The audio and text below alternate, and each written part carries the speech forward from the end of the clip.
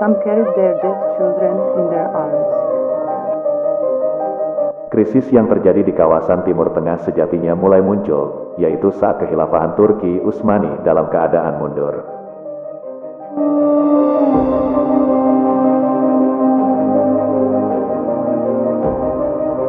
Satu persatu, wilayah kekhalifahan Islam dicaplok oleh negara-negara imperialis, terutama Inggris, Jerman, Prancis, Italia, dan Rusia.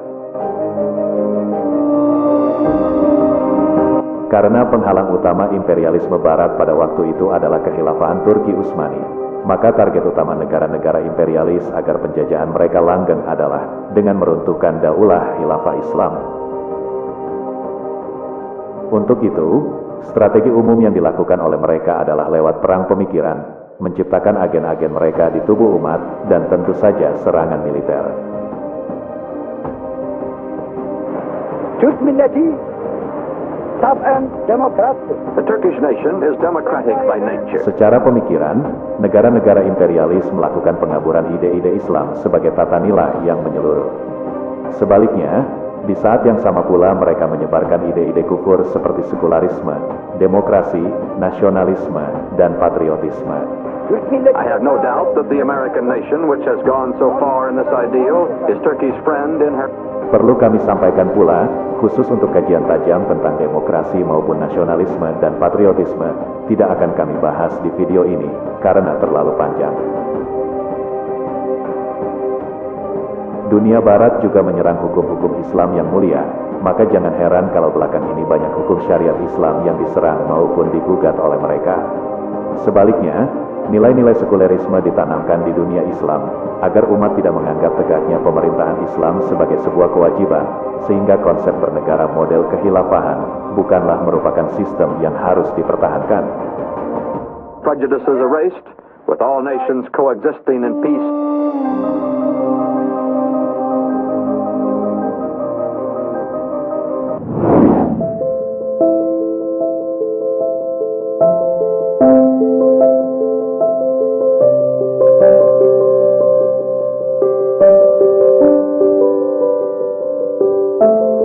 Hal ini tentu saja mengguncangkan kepercayaan umat terhadap kekhilafahan Islam. Ide-ide nasionalisme juga berhasil memecah belah umat menjadi negara-negara kecil yang terlepas antara negeri Muslim yang satu dan yang lainnya.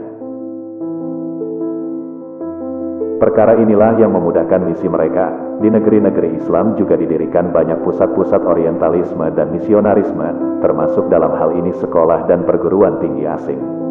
Dari lembaga-lembaga inilah, mereka melakukan serangan pemikiran yang bertujuan untuk menjauhkan umat Islam dengan syariatnya sendiri.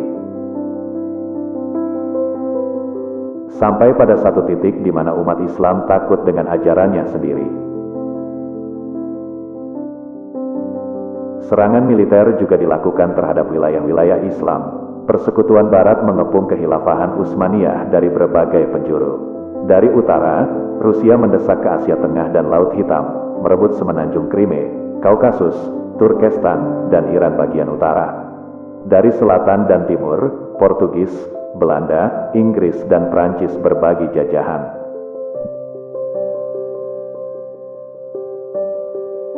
Dari barat laut, Kerajaan Habsburg merebut Hongaria dan Yugoslavia.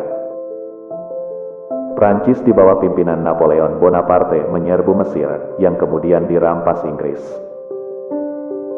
Abad ke-19 Inggris merebut India, Burma, dan Malaysia. Belanda merebut Indonesia.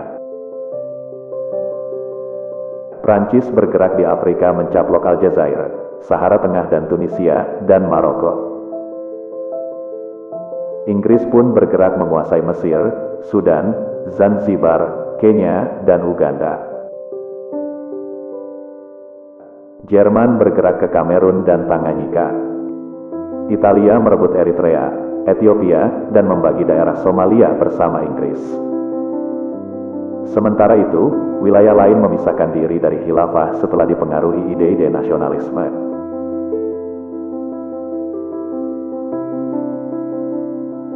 Satu persatu wilayah Balkan, Yunani, Bosnia, Makedonia, Albania, dan Trace melepaskan diri. Bisa disebut, awal abad ke-20, wilayah kehilafahan hanyalah Turki saja. Itu pun sedang mengalami persoalan berat.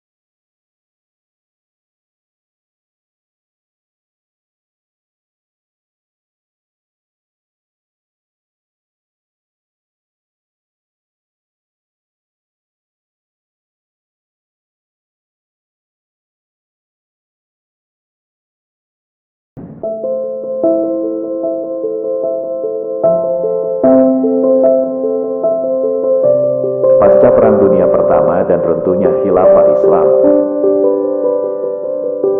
Situasi pasca Perang Dunia Pertama menempatkan Khilafah Utsmaniyah sebagai pihak yang kalah perang. Menyusul kemudian dibubarkannya Khilafah Islam, telah memperluas peluang negara-negara imperialis untuk memperkokoh penjajahan di negeri-negeri Islam.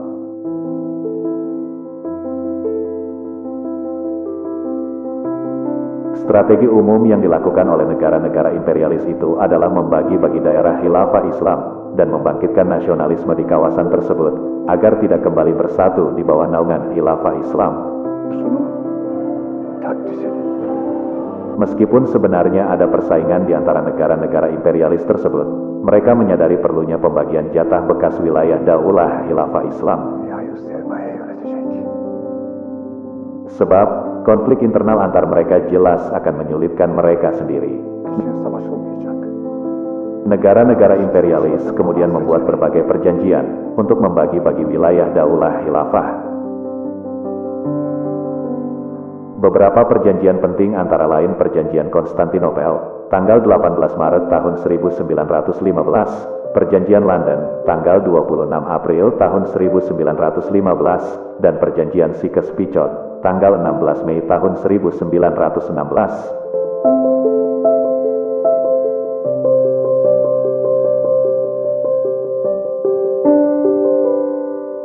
Dalam perjanjian rahasia Konstantinopel, antara Rusia dan Inggris serta Prancis disepakati hal-hal pokok antara lain. 1. Tempat-tempat ibadah Islam dalam hal ini adalah Mekah dan Madinah, jangan dikuasai oleh Turki. Namun, bersama dengan Arab ditempatkan di bawah pemerintahan bebas. 2. Konstantinopel harus menjadi pelabuhan bebas bagi sekutu. 3. Rusia juga mengakui hak-hak Inggris dan Prancis di Turki Asia. Sebagai balasan atas masuknya Italia ke blok sekutu, Italia diberi kedaulatan penuh atas kepulauan Dodekanese yang strategis di pantai Turki, dan Italia juga mendapat jatah di wilayah Libya. Perjanjian Sykes-Picot merupakan perjanjian yang sangat penting bagi negara penjajah. Dalam perjanjian itu, Rusia memperoleh provinsi-provinsi Khilafah Utsmaniyah seperti Erzurum, Trebizond, Van, dan Bitlis, serta mendapatkan bagian timur Kurdistan. Sementara Prancis memperoleh daerah Suriah, Adana, dan bagian selatan yang terbentang dan Aintab dan Mardin Sampal ke perbatasan Rusia. Di sebelah utara, Prancis memperoleh wilayah yang terbentang dari Aladak sampai ke Aegean Harput atau Sisilia. Sedangkan Inggris juga memperoleh bagian selatan Mesopotamia, Baghdad, dan pelabuhan Haifa, serta Acre di Palestina.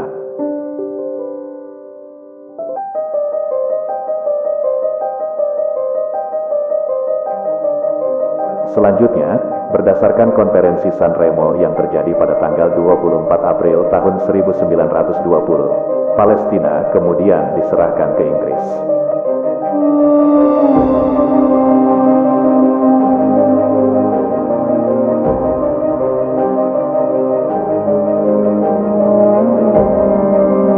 Sedangkan Prancis mendapatkan Suriah dan Lebanon. Perjanjian ini juga mengatur pembagian sumber-sumber minyak antar negara penjajah di Mesopotamia. Salah satu peristiwa penting yang lain adalah adanya surat dari Kementerian Luar Negeri Inggris yang bernama Arthur James Balfour yang ditujukan kepada pimpinan Zionis Inggris, Lord Rothschild, pada tanggal 2 November tahun 1917.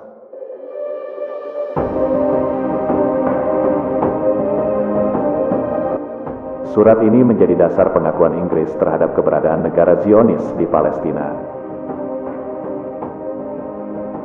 Deklarasi yang kemudian dikenal dengan Deklarasi Balfour ini kemudian diadopsi oleh LBB untuk memberikan mandat resmi kepada Inggris untuk menguasai Palestina. Dengan demikian, pembentukan negara Zionis Israel di Palestina merupakan tanggung jawab pemerintah Inggris. Negara Israel inilah yang kemudian menjadi penyebab konflik berkepanjangan krisis di Timur Tengah. Pasca Perang Dunia Kedua dan Perang Dingin, kolonialisasi di bekas wilayah kehilafahan Islam menghadapi tantangan besar, yaitu dengan bangkitnya semangat kemerdekaan dan anti-penjajahan di negeri-negeri tersebut. Mau tidak mau, Inggris maupun Prancis dan Italia harus menerima kenyataan ini. Untuk menghadapi situasi ini, mereka hanya memiliki dua pilihan. Pilihan pertama adalah memberangus gerakan-gerakan kemerdekaan, yang tentu saja akan menghabiskan energi dan dana yang besar.